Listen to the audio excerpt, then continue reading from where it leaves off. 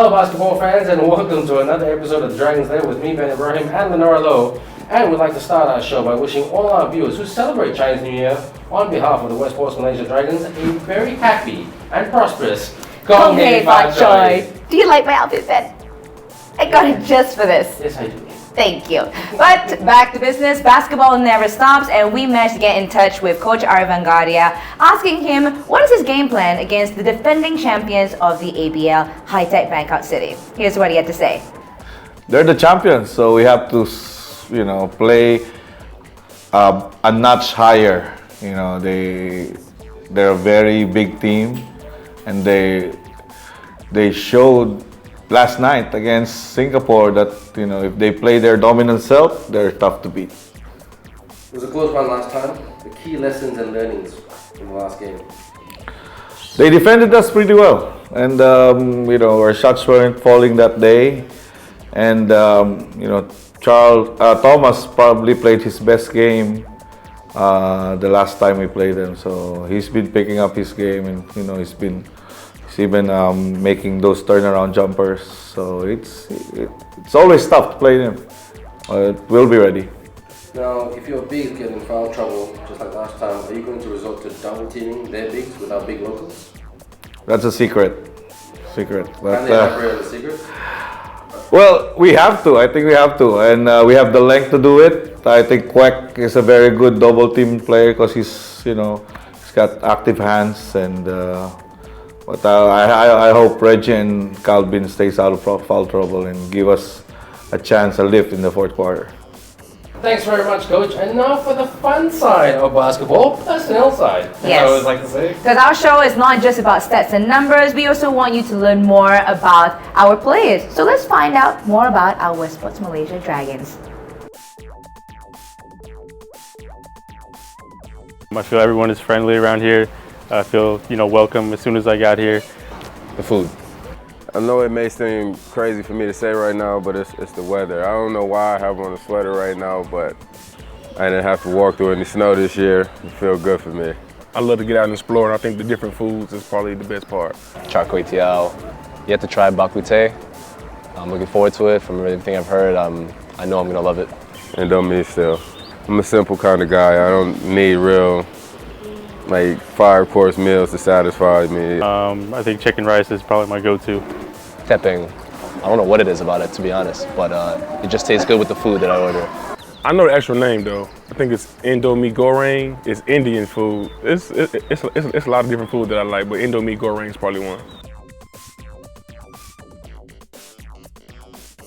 I would tell my friends that the ABL is a lot of fun to play in. I think there's a lot of really good players. I think it's just a great league. I've had a lot of fun to be here and play in this league. It's a lot of really good teams, and it's been a lot of fun. The ABL is different from most basketball leagues because it is nation versus nation. Some leagues, like in the French league I was playing in, it's only French teams. But in this league particularly, there's 6 or 5 different countries, I believe. And every single country has their own national pride, and everyone's jockeying to be the best country. And when it comes to that, you have a lot more competitiveness. You have rivalries, like for example the Malaysia-Singapore rivalry. It's been huge for years, and that's what makes the ABL different from most basketball leagues. The level of competitiveness is definitely high here, so every night is not, you know you're going to step into a battle every night, no matter what team you're playing. We got a lot of good players. A lot of good local players also on different teams. So I would say that it's definitely up and coming league. This year the competition is pretty good. As far as bigs and guards. So it's a definitely growing league, and I think it's going to be better with the years to come. I think the toughest matchup for me is probably Freddie Goldstein. He does a really good job of defending, putting pressure on the ball, and it also puts pressure on you on the offensive end. Really good scorer, really quick, getting into the paint, and he can knock down threes. So he's a tough matchup. The biggest competition in my mind would be the guards on the best teams. For example, Moses Morgan, Tyler Lamb, Goldstein. Those guys, they make you want to They make you want to train harder. They make you more sharp. You know, you can't take days off against them, or they'll burn you. And you know, those guys have played at Division I basketball schools at a high level, so they're definitely the biggest competition that we have. Xavier, in particular, and Chris, of course, Chris Charles. And I have played against a lot of top talent and a lot of NBA players, you know, so I wouldn't say that I have a tough opponent, you know, but everyone presents different problems on each team. The weirdest player to me is probably Calvin.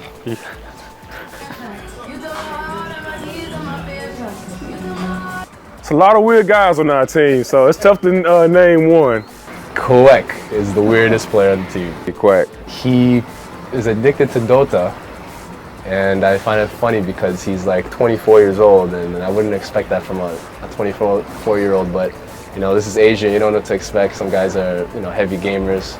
I never know what he's thinking. At the end of the day, sometimes I can guess what everybody else wants, but I never know what's quite on Quack's mind. And he always apologizes after every mistake he does. He always, oh, sorry.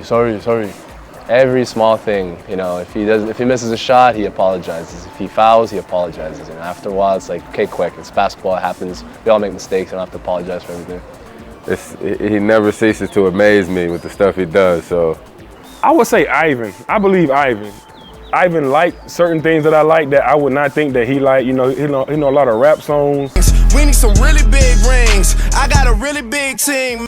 That I wouldn't guess that he would know. So Ivan's probably, he's different. I'm very athletic.